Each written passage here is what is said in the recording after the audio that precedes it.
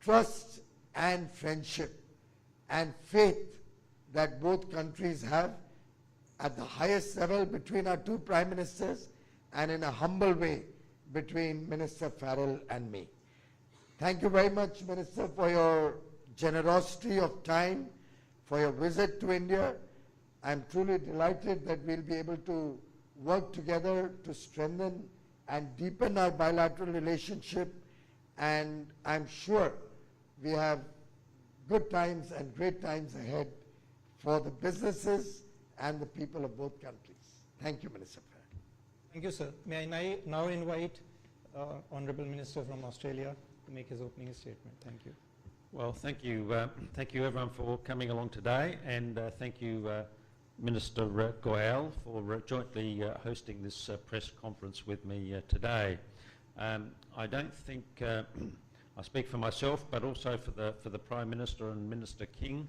I don't think we could have wanted for a warmer, more generous welcome than we have received from yourself, the Prime Minister, but more particularly the people of India. I don't think there's been any time in the history of either of our countries where the relationship has been closer than it is right now. If I can look at it from the point of the Australian people, the Australian side, obviously during the period of COVID, international tourism pretty much dried up. But who were the first group of people to come back to Australia? It was the Indians, and pretty soon the number of Indians coming to Australia as tourists will exceed what the numbers were before COVID. International students. We have a lot of Australian universities who teach young Indian students. Who was the first group to come back after COVID ended? It was the Indian students, to the point now where we're even having trouble finding accommodation for them. There's so many coming back. More importantly, what's the largest group of immigrants coming to Australia right now? It's the Indian diaspora. So in every respect, the relationship is building, it's getting closer, and I think as we come out of the period of COVID, the time of COVID, now is the opportunity to do exactly what you said. Build on that first agreement that we made last year. There was some doubt amongst some of the sceptics that Australia could get that agreement through in the time that we did. We got that economic agreement through last year in record time, and we got it through just before Christmas. And I appreciate the fact that as I was texting you to tell you what was going on, you were making sure at your end all of the legal requirements were being met, so that by the end of last year we had that agreement in place. This year we want to go even further than we did last year. We want to build on those ties. You've talked about some of them, the digital trade, the space trade. In a whole lot of areas, we can build on that relationship that we achieved last year, and we can get to that target of $100 billion that you've mentioned. So on behalf of the Prime Minister, myself and Minister King, I just want to thank you for this wonderful hospitality. It's a sign of things to come. We can build on all of the things we did last year, and we can make that relationship even stronger. We know the world is becoming a more dangerous place. We've seen that in the war between Russia and Ukraine. Now's the time for good friends to work together, both in a security sense, but more importantly, from my point of view, and I think from your point of view, an economic sense. We can build on this relationship, and we can achieve that target of $100 billion. Thank you for coming along today, and this will be the first of many times that I come to India. So thank you very much. Thank you, sir. We'll take some questions now. May I request you to raise your hand? Your mic will come to you, and I would like you to, yeah, we can begin with Avani. Yeah, okay, we begin with you. Sir, I'm Monica from the New Indian Express. Sir, I want to know why textile exports are falling and how can India become more competitive in textile exports vis-a-vis countries like Bangladesh? Well, I think, first of all, textile exports had a twin problem. Many of the countries were facing foreign exchange problems post the conflict in Ukraine, due to which many destinations had cut down on non-essential imports. For example, we sent 100 containers to Egypt, but they didn't have the foreign exchange to pay for it, so those containers had to come back. So being a discretionary spend, we saw many countries not accepting non-essential goods from outside their territory. Another reason was post-COVID, there was a lot of pent-up demand and people were purchasing large quantities of products, again discretionary products like textiles, gems and jewelry and all of that. But soon after the Ukraine conflict, inflation went up by leaps and bounds.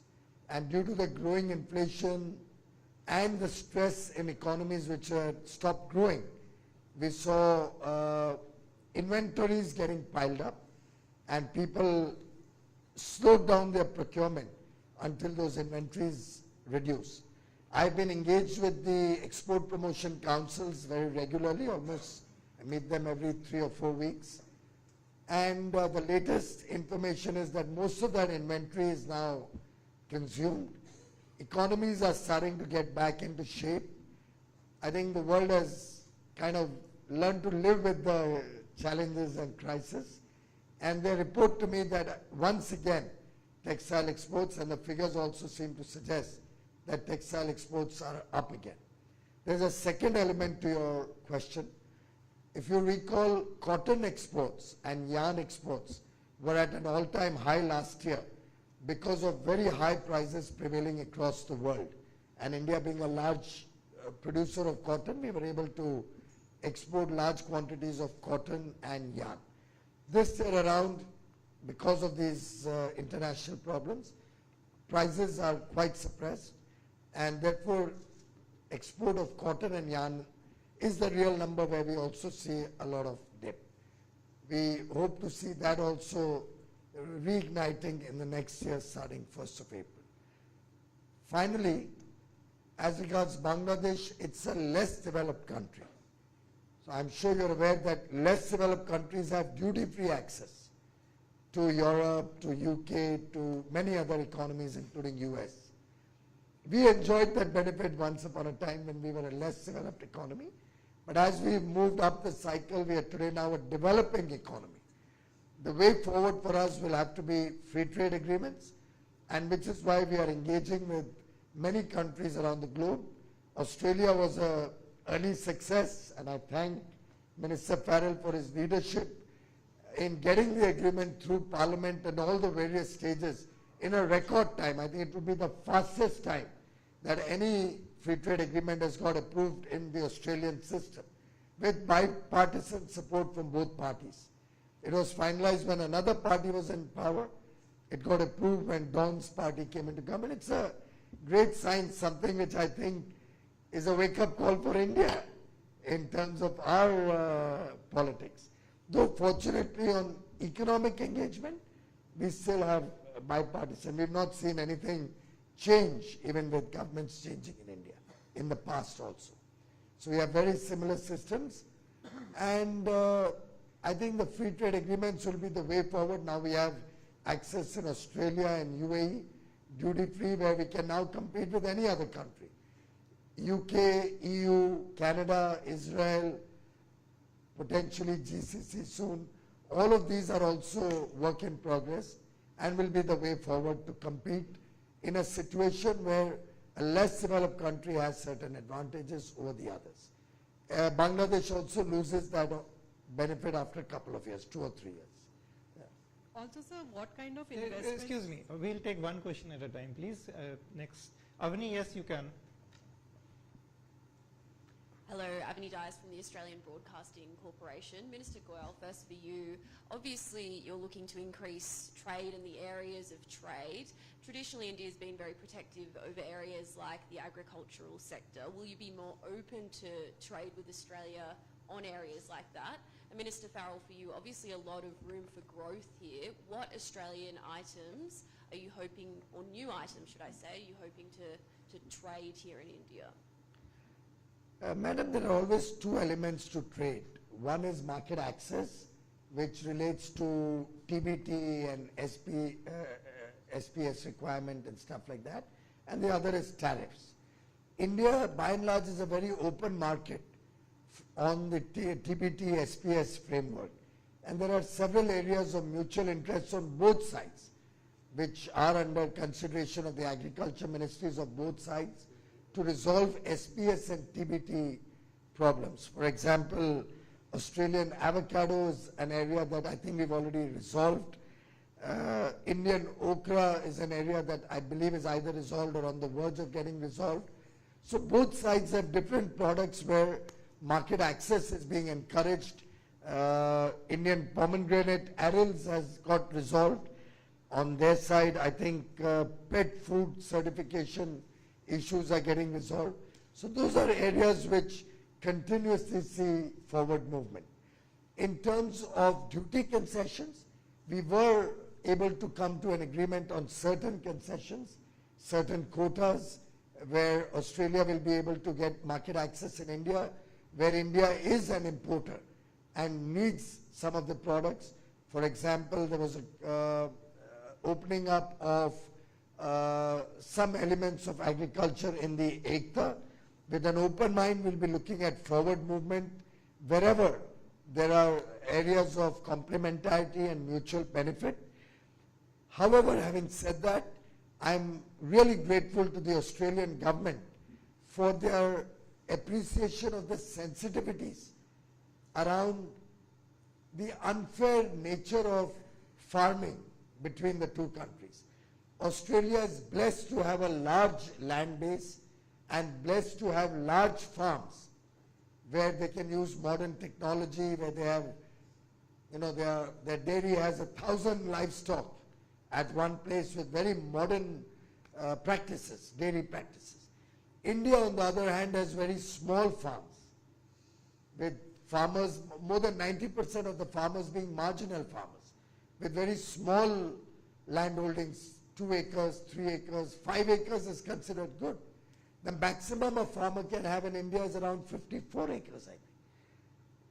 Similarly, our almost 130, 140 million families would have small livestock holding, two or three, and if somebody has more than 3, he's considered a prosperous livestock owner. Therefore, that dairy coming out from there is really subsistence or nutritional value for their family. I must place on record the deep appreciation we have for the Australian people, for the Australian farmers, and for the Australian government, who appreciated this sensitivity. I met with the farmer associations in Perth and discussed with them. And I was truly amazed at their open mind and their ability to see through the very different conditions in which both countries are operating. So having said that, we are looking at win-win opportunities. There are many areas which will open up a lot of potential innovation, space technology, your education systems, your energy, critical energies, your critical minerals that you have, the energy storage systems that are being developed in Australia, defense and sports, so many different areas. So, Michael Porter's whole theory, every country has certain comparative advantages which one leverages on. So our focus between Australia and India has been on leveraging on each other's comparative and competitive advantages to add to trade and add to opportunities for businesses on both sides. Thank you. Yes, please. I mean,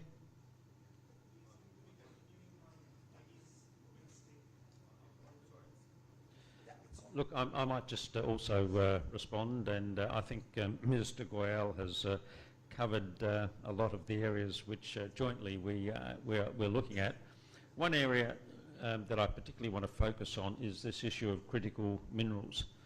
Both of our economies are committed to decarbonising.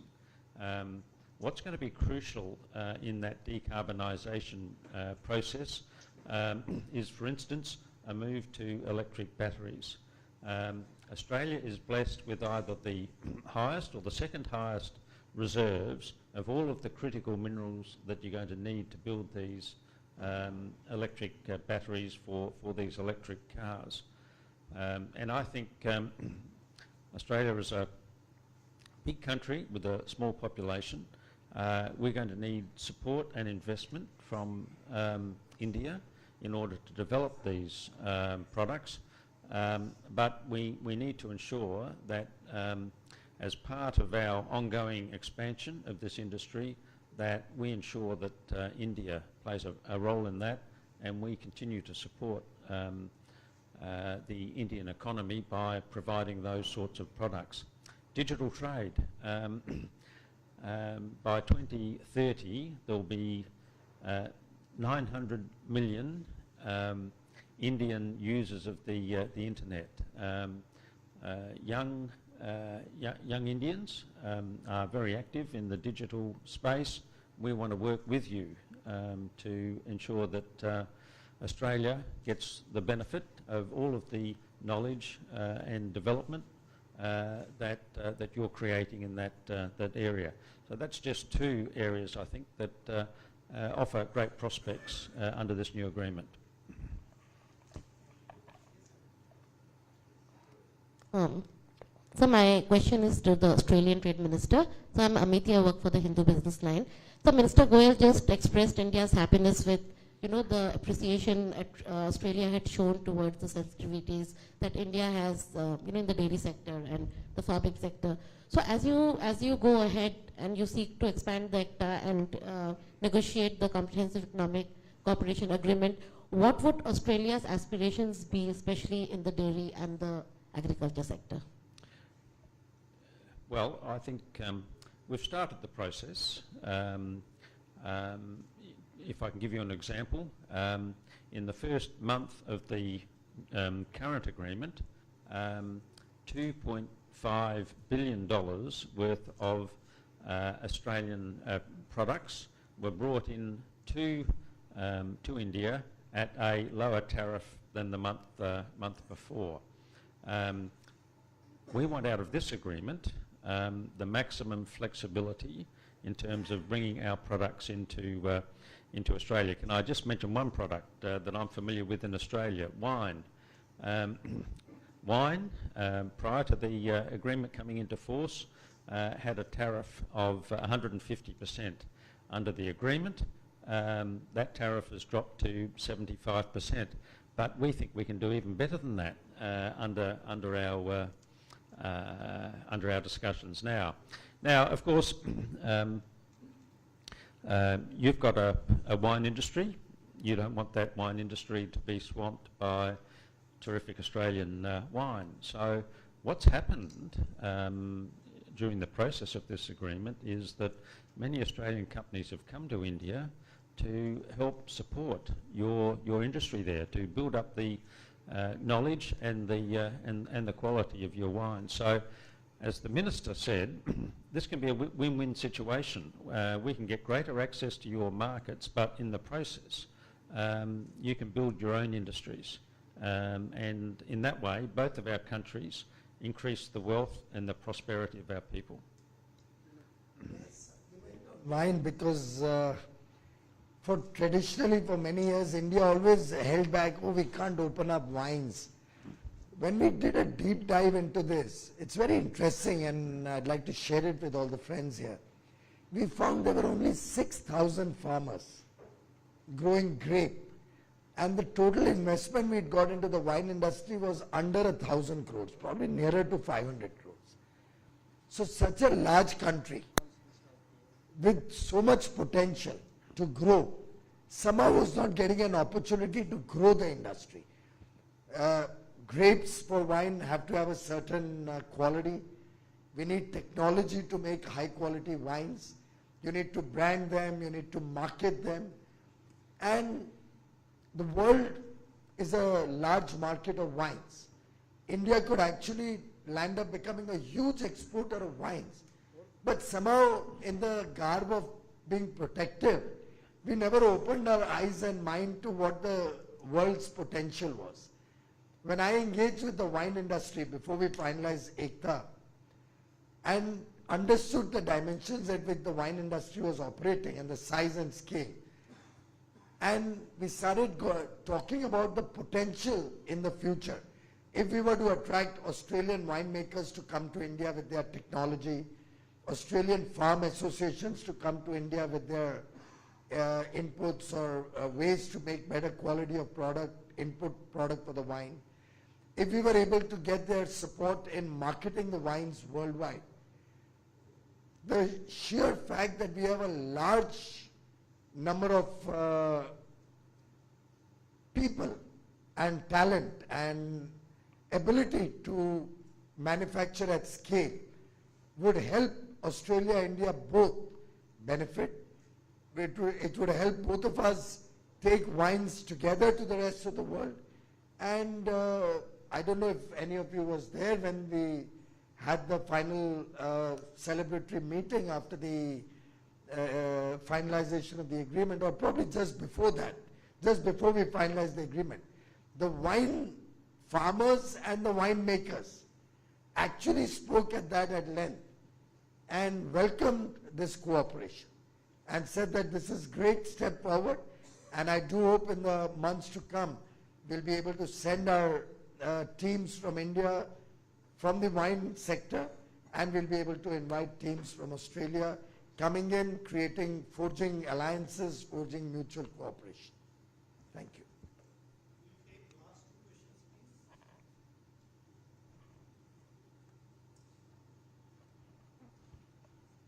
Yes, Rishi.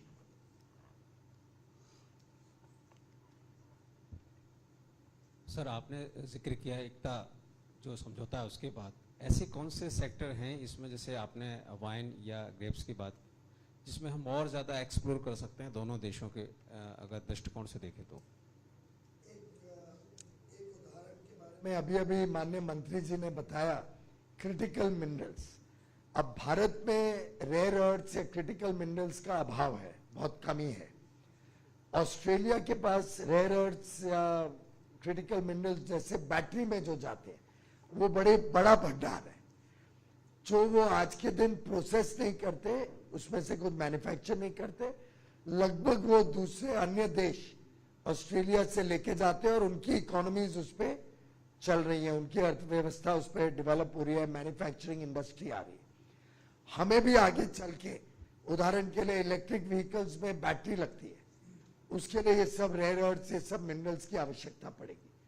तो हमने चर्चा की है, माननीय प्रधानमंत्री जी के level पे भी इस पे चर्चा हुई है, और कल जो इनके साथ इनकी सहयोगी मंत्री मैडलिन किंग जो मिनरल रिसोर्सेज देखती हैं, उनकी और माननीय प्रहलाद जोशी जी की भी बड़े विस्तार से इस विषय पे चर्चा हुई है कि हम कैसे कोऑपरेट करें दोनों देश क्रिटिकल मिनरल्स में, कैसे ऑस्ट्रेलिया से हम भारत में क्रिटिकल मिनरल्स ला सकते हैं जिसकी बैटरीज बने, जिससे हमारा इलेक्ट्रिक व्हीकल्स का इकोसिस्टम और बड़े रूप में आगे जाए, जिससे हम पर्यावरण के ऊपर भी प्रभाव ला सके। और हो सकता है आगे चल के दिल्ली में अगर हमने सब गाड़ियों को इलेक्ट्रिक कर दिया तो शायद ये प्रदूषण की इतनी बड़ी समस्या जो हम सब झेल रहे हैं वो कम से कम हमारे बच्चों को ना झेलना पड़े। ऐसे अन्य क्षेत्र हैं, स्पेस टेक्नोलॉजी है, इसी प्रकार से स्पोर्ट्स है, जो स्पोर्ट्स में क्रिकेट तो एक स्पोर्ट है जहां पे हमने भी पूरी अहमियत, आज हम वर्ल्ड चैंपियन भी बने, पर कितने और क्षेत्र हैं, कोस्टल स्पोर्ट्स, वाटर स्पोर्ट्स, जिसमें ऑस्ट्रेलिया ने बहुत प्रगति की है, बहुत आगे चले गए। हमने चर्चा की है इनसे कि हम उसमें आपसे सीखना चाहते हैं, हमारे पास भी बड़ा कोस्ट लाइन है। ऐसे ही ऑडियो विजुअल सर्विसेज, अब बॉलीवुड की फिल्म सिर्फ वहां बने, उसके बदले हम चाहेंगे ऑस्ट्रेलियन फिल्म्स भी भारत में बने। हम चाहेंगे को प्रोडक्शन हो दोनों देशों के बीच में। तो बहुत संभावनाओं से भरा हुआ ये पार्टनरशिप है और हम सभी संभावनाओं पे साथ में काम करना चाहते हैं। I was asking about what areas, so I focused on critical minerals, sports, Bollywood films, space technology, many areas where we could work together.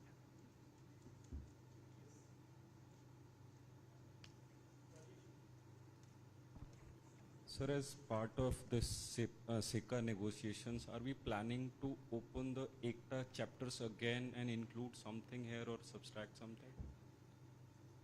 In life, the only constant is change. और मैं समझता हूँ एक बड़ी दुर्भाग्यपूर्ण स्थिति है. I think it's a very unfortunate situation that in the past we have remained closed to what is happening around us in the world. I think we should always look at the future with an open mind and be willing to look at every possibility which can help us create more jobs, help us create more economic opportunities, and help us expand the wonderful relationship and friendship between these two countries. This would be the last question, please. I have two questions. One is for the Australian Trade Minister.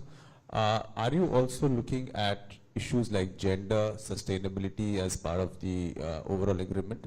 And for Mr. Goyal, you know, last time there was, you played the negotiations like a T20 game and, you know, clinched it very early. So what is the deadline that you're looking at to finalize this agreement? The short answer is yes. We are looking at both of those matters that you've raised, and I think they will be subject of good discussions with the Indian negotiators.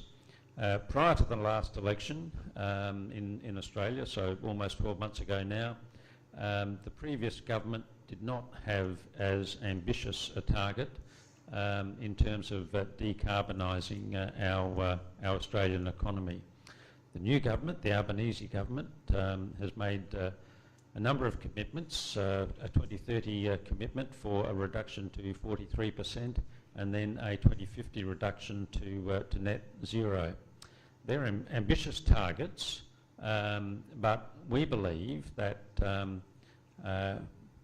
with some focus, some effort, then we can achieve those targets.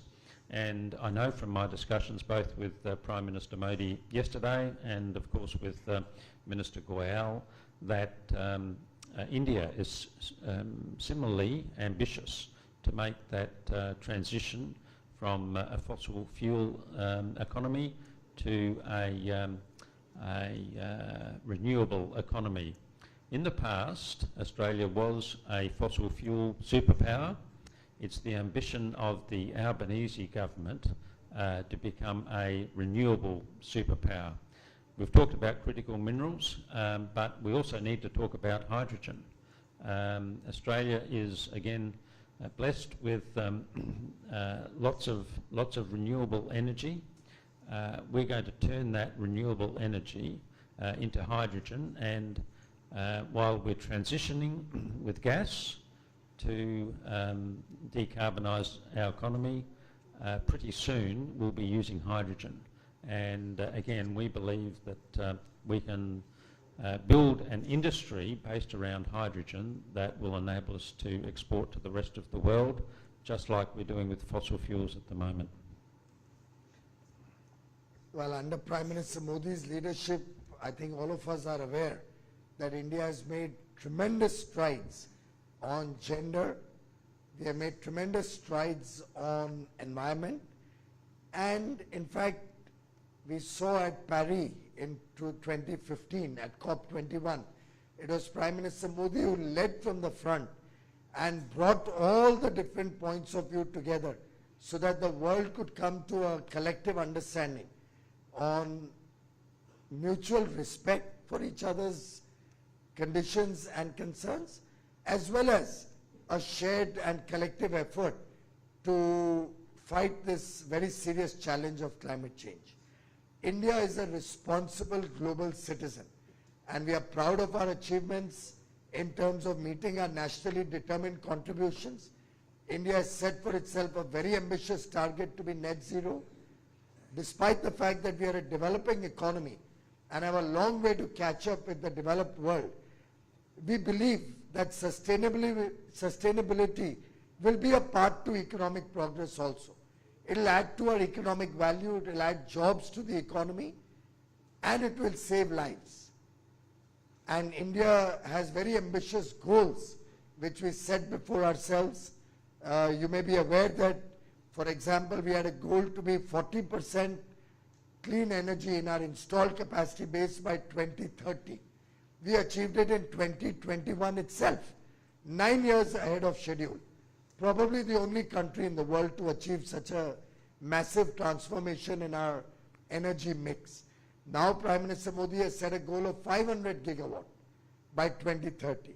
So we will be moving, as a matter of record, from 2014, when we came into government, we had barely 1 or 2 gigawatt of solar power. And collectively, in terms of renewable energy, we probably got 45 or 50 gigawatts in all. We'll be progressing that to 500 gigawatt by 2030. The fastest growth seen anywhere in the world. Similarly, you are all aware of the series of steps over the last 9 years that the Modi government has taken to give pride to our women and to work towards gender equality. Beti Bachao, Beti Padhao, whether it's free toilets to over 117 million families, homes, whether it's increased maternity leave, whether it's respect for working conditions for women and their safety, and a series of other measures that have been taken over 9 years reflect the confidence with which India today talks to the rest of the world, both in environment and in gender. And therefore, India is open to negotiations, open to discussions, and will look to engage with the rest of the world from a position of strength, from a position of achievement, and learn from the best practices, and also look at new economic opportunities with other countries. Minister Farrell rightly spoke about green hydrogen. India hopes to expand our green hydrogen ecosystem, converting to ammonia, and become a net exporter going forward. Prime Minister Modi, and I'm sure friends from the media are aware, he has articulated the vision of one earth, one sun, and one grid. And this is not something that he spoke today. It's been at the core of Prime Minister Modi's philosophy for years, if not decades. He first articulated this in a speech in Gujarat as Chief Minister of Gujarat around 15 years ago. And he's a passionate, he's very passionate about clean energy, he's very passionate about saving people from environmental hazards. And who knows, we are already in dialogue with UAE on this side and Saudi Arabia. We are in dialogue with Singapore, and we would like to have a dialogue with Australia so that we can expand our grid connectivity and look at moving towards one earth, one grid, so that when the sun rises in Australia, they can share their energy with us, and in different hours when we have surplus energy, we can share it with Australia, meeting each other's peak loads at different times. And should the world become one grid, the world would be a much safer and better place to live in. As regards deadlines, I have responded to this question umpteen number of times over the last 3 years as I've been moving rapidly to different free trade agreement negotiations. Anything done with a deadline is always dangerous. You land up making mistakes. But we must do things fast. And Prime Minister Modi, as you are aware, always believes in speed, but speed doesn't have to necessarily mean that you have to compromise on outcomes. Speedily, you can get good outcomes, as we saw in Ekta, and I assure you, we are both committed to speed in our SICA negotiations. The Prime Ministers have collectively tasked us to work towards closing the SICA negotiations within this calendar year. We'd love to do that. We'll work actively and engage in the same spirit in which we engaged in Ekta, and hope for quick outcomes without compromising on quality of outcomes. Thank you. Thank you, sir. With this, we come to an end of this briefing. I invite friends from the media to join us on lunch in the next room.